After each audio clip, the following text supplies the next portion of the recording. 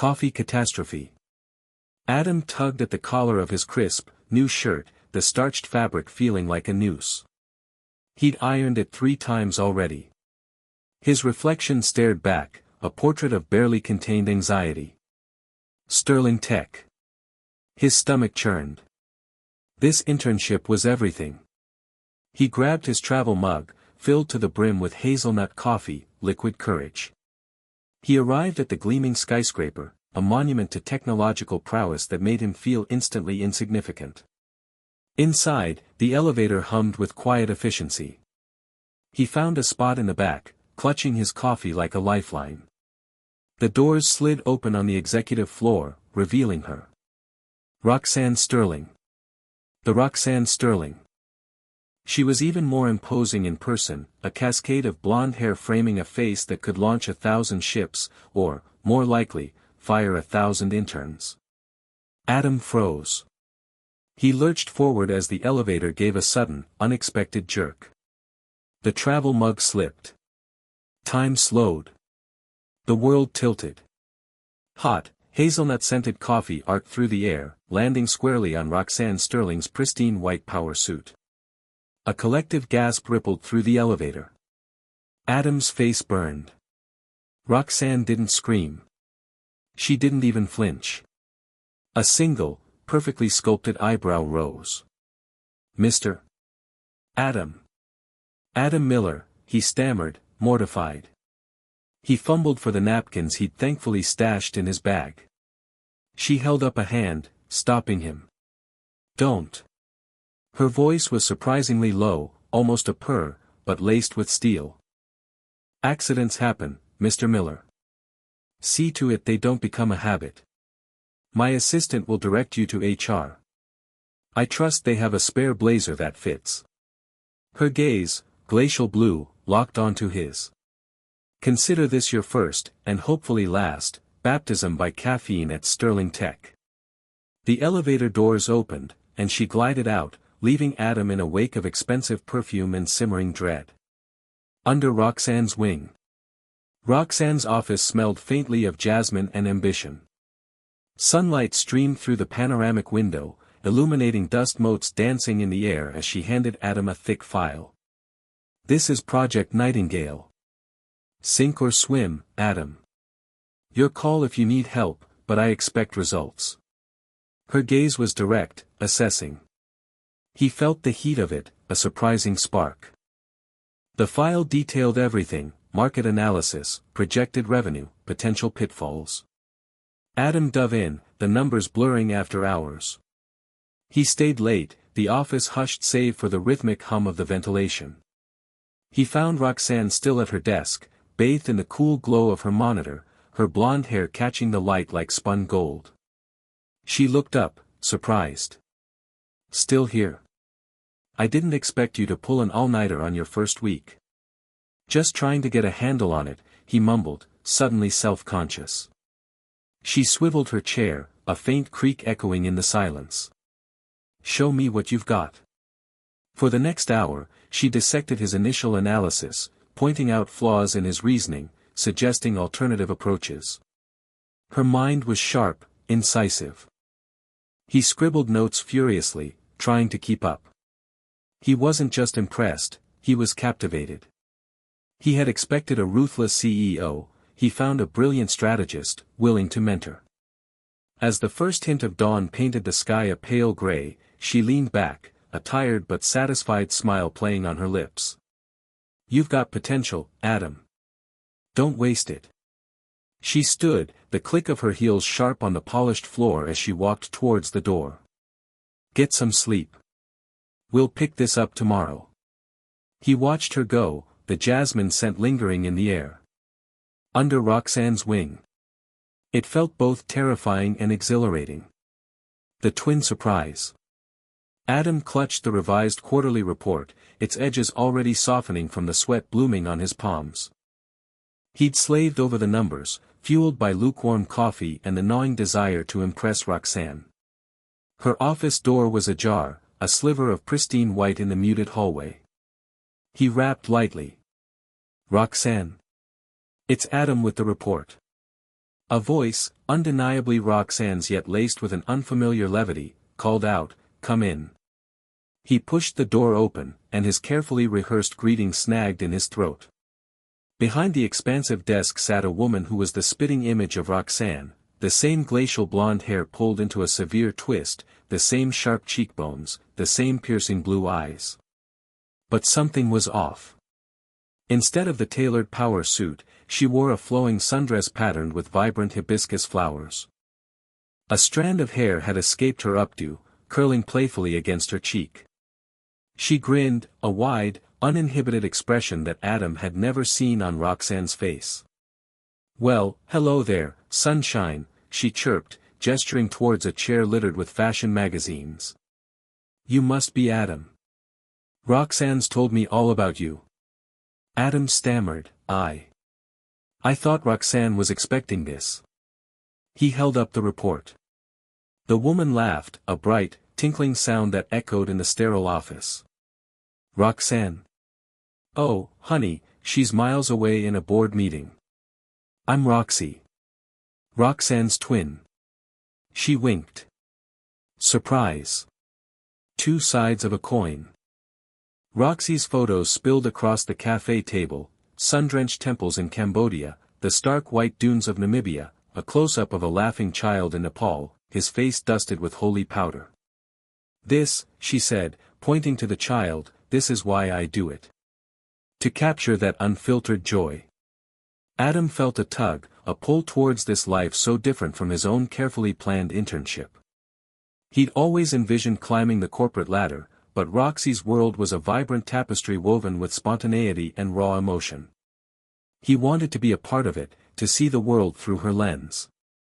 Back at the office, Roxanne was a different kind of magnet. She reviewed his marketing proposal with meticulous care, her sharp blue eyes missing nothing. "Your analysis is sound, Adam, but you need to connect with the emotional core of the consumer." She leaned closer, her perfume, a subtle blend of citrus and spice, filled his senses. He felt a flush creep up his neck as she guided his pen across the page, restructuring a sentence, injecting it with a power he hadn't known it possessed. Her mentorship was invaluable, her confidence intoxicating. That evening, staring at the city lights from his apartment window, Adam felt torn. Roxy's adventurous spirit called to him, promising a life less ordinary. Roxanne's sharp intellect and focused ambition offered a different kind of thrill, the satisfaction of achievement, the power of influence. Two sides of a coin, both gleaming, both tempting. He closed his eyes, the scent of Roxanne's perfume battling with the phantom image of Roxy's sun-kissed smile. He was falling, and he didn't know which way was up. Keeping up appearances. Adam choked on his iced latte. Roxy, that's a great idea," he stammered, trying to recover. He'd been walking through the park with Roxy, the sun dappling through the leaves, her laughter echoing around him, and it had just slipped out. Her brow furrowed, a flicker of suspicion in her eyes. "Roxanne? Who's Roxanne?" she asked, her voice suddenly cool. He mumbled something about a childhood friend, the lie tasting like ash in his mouth. The easy camaraderie of the afternoon evaporated, replaced by an awkward silence that stretched between them like a taut wire. He spent the rest of the walk desperately trying to repair the damage, showering her with compliments that felt increasingly hollow, a desperate attempt to keep up appearances. Back at the office the next day, Roxanne was reviewing his presentation. "Adam, this is remarkably thorough," she said, her gaze intense. He preened, basking in her approval, almost blurting out, "Roxy helped me with the research." He caught himself just in time, swallowing the words like a hot coal. I just wanted to impress you, Roxanne," he said instead, the words laced with a sincerity that felt both genuine and utterly fraudulent. Her lips curved into a small, knowing smile, and he couldn't decipher whether she was amused, pleased, or on to him. He stared at his computer screen, the lines of code blurring into meaningless symbols. Two women. Identical faces. Two different lives. He was hopelessly entangled in a web of his own making, and the thread was getting thinner with each passing day. His heart hammered against his ribs, a frantic drumbeat of guilt and desire. How long could he keep this up? And what would happen when the inevitable truth finally surfaced? The gala revelation. Adam wrestled with his tie, the silk a shimmering viper in his hands. He smoothed down his borrowed suit, the fabric feeling stiff and unfamiliar. Tonight was the annual Vanguard Industries Gala, a black tie affair he'd only been invited to out of obligation. He was just an intern, after all. But tonight, Roxanne would be there. He pictured her, a vision in emerald green, her blonde hair cascading down her back, and his stomach flipped. The ballroom glittered, a cacophony of clinking glasses and forced laughter. Adam felt like an alien, navigating the throng of impeccably dressed executives. Then the room hushed. All eyes turned to the entrance. Roxanne swept in, regal in a sapphire gown. But beside her, radiating an almost identical aura, stood another woman. Roxy. It was undeniable. They were twins. A collective gasp rippled through the room. Murmurs erupted, a confused buzz that intensified as the sisters moved through the crowd, each radiating confidence and charm. Adam felt a strange pull, a dizzying disorientation. Roxanne, the powerful CEO he admired, and Roxy, the free spirit who had captivated him with her wit and playful nature. Two distinct women, yet sharing the same captivating face, the same alluring smile. The revelation crashed over him, a wave of confusion mixed with a potent, undeniable attraction that split him in two. Which one did he truly desire? Or was it something else entirely, a fascination with the duality itself? The music swelled, but all Adam could hear was the frantic rhythm of his own heart. Confession confusion. Adam scanned the ballroom, a sea of shimmering gowns and clipped tuxedos.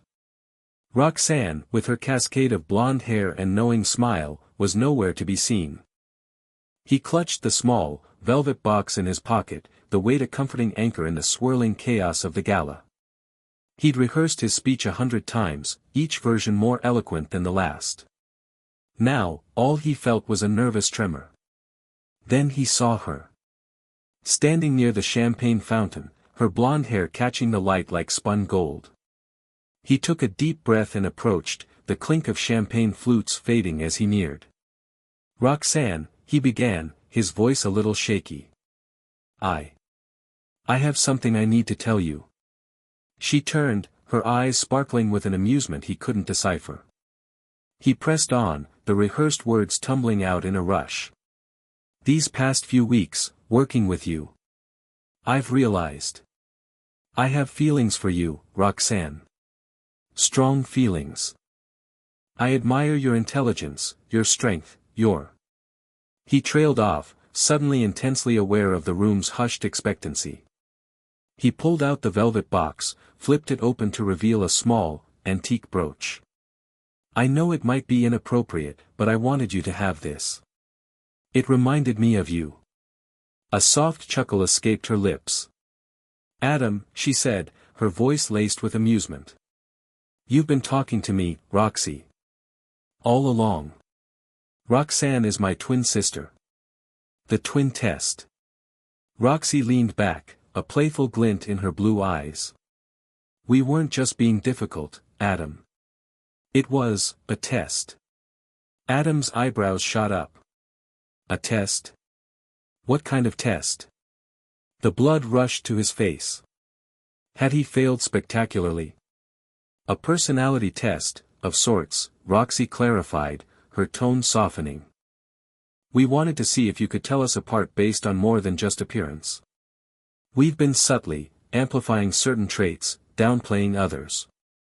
Just to see if you were paying attention. The door to Roxy's office swung open, and Roxanne walked in, her expression a mix of amusement and something Adam couldn't quite decipher. Don't make it sound like some elaborate experiment, Roxy. It was mostly her idea, she said, gesturing to her twin. Though, I admit, I was curious. About what you really thought. Adam felt a wave of heat wash over him, partly embarrassment, partly relief. He hadn't been completely imagining the subtle differences, the shifts in energy. He had noticed. So, all those times, you were. Roxy chuckled. Playing a role? To a degree, yes. Though, it's hard to entirely suppress who you are. Especially when someone is watching closely. She glanced at Roxanne, a shared understanding passing between them. Did you pass? Adam asked, his voice barely above a whisper. Roxanne stepped closer, the scent of her perfume, a delicate blend of jasmine and sandalwood, filling his senses. That, she said, a hint of a smile playing on her lips, remains to be seen. A sterling future. The silence stretched, thick with unspoken possibilities. Adam fiddled with the condensation on his glass, the ice clinking softly. Roxanne, ever the executive, broke it. Well, she said, her voice a low hum, this is, unconventional. Roxy snorted, a sound that was somehow both delicate and defiant. Understatement of the century. She leaned forward, her blue eyes, so like her sister's, fixed on Adam. But not necessarily bad.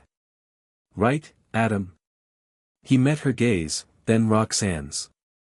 The weight of their expectations settled on him, but it wasn't crushing. It felt intriguing. No, he agreed. Not bad. He took a breath. I like you both. A lot. And I don't want to lose either of you. Roxanne reached across the small table, her manicured hand covering his. Her touch was warm, reassuring. We don't want to lose you either, Adam. So, what do we do? Roxy mirrored her sister's gesture, her hand landing on top of Roxanne's, effectively sandwiching Adam's. We see where this goes. No pressure, no expectations. We just explore. He nodded, a slow smile spreading across his face. I like that. Exploring sounds fun. The air crackled with a new energy, a cautious optimism. The clinking of ice now sounded like tiny chimes, celebrating a fragile, unusual accord. Roxanne squeezed his hand. A sterling future, she murmured, more to herself than to them. Roxy laughed, a bright, clear sound. Maybe. A uniquely sterling future. Adam looked from one blonde to the other, a sense of dizzying possibility washing over him. He couldn't predict what lay ahead, but for the first time in a long time, he felt truly, exhilaratingly alive.